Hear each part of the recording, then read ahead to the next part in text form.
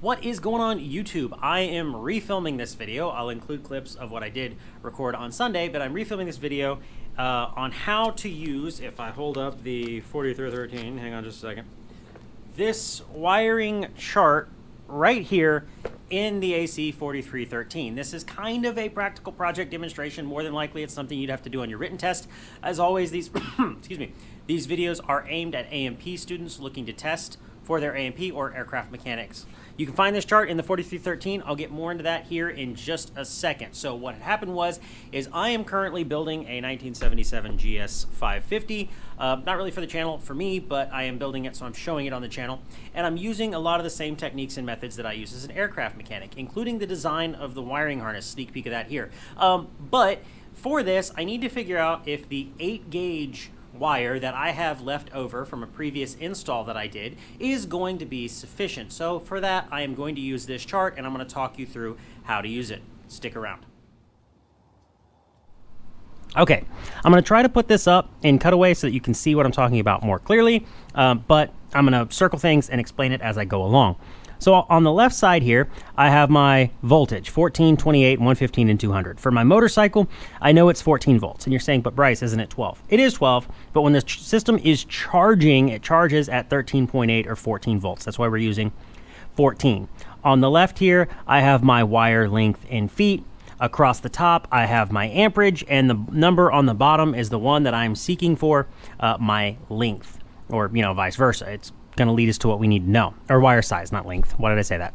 So with my motorcycle, I know that the starter was originally protected by a 30 amp fuse, and I know that my main harness was protected by a 15 amp fuse. Now, I'm not really worried about the main harness because I'm going to reuse a lot of those wires just for their color coding, but I will be putting aircraft crimps on them and aircraft connections.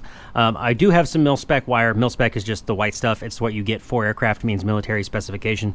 I will be using some mil-spec wire for the battery, for the main bus, and for the starter, just because it's what I have left over from a job. And I know it's 8 gauge. So really what I'm trying to figure out is if that is big enough. So first things first, 14 volts, and I know my wire length for my bike is gonna be about 2 to 3 feet. So it's tiny, but as you can see, nothing collects here at the bottom at 2 to 3 feet. So for the sake of the demonstration, I'm just gonna lie and say that my wire is 6 feet long. And it's not, it's literally like 4 feet, it's tiny.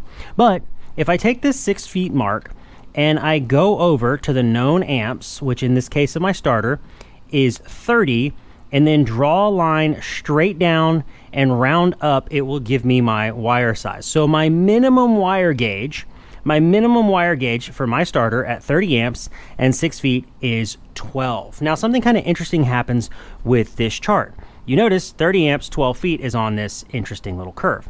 The longer the wire gets, if I follow this chart up on the left, let's say it was 15 feet long, and I carried that all the way over to 30 amps, then I would drop down and it ends up being 8 gauge. You notice the longer the wire gets, the thicker it has to be to carry the electrical load. That makes sense. Now, the reason I like the other chart, what I'm saying is my 8 gauge wire is plenty for my starter, and my 18 gauge wires will be plenty for the rest of the system.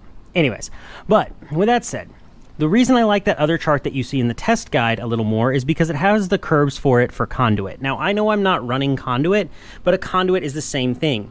If the wire is running at a higher temperature because it's in conduit and can't dissipate the heat, then you have to do this conversion you see here on this bottom chart in the 4313, and it says L1 is based on a conductor temperatures of 20 degrees Celsius. I don't know why this is in Celsius, but it is. To determine the length L2 at higher conductor temperature, use the formula here.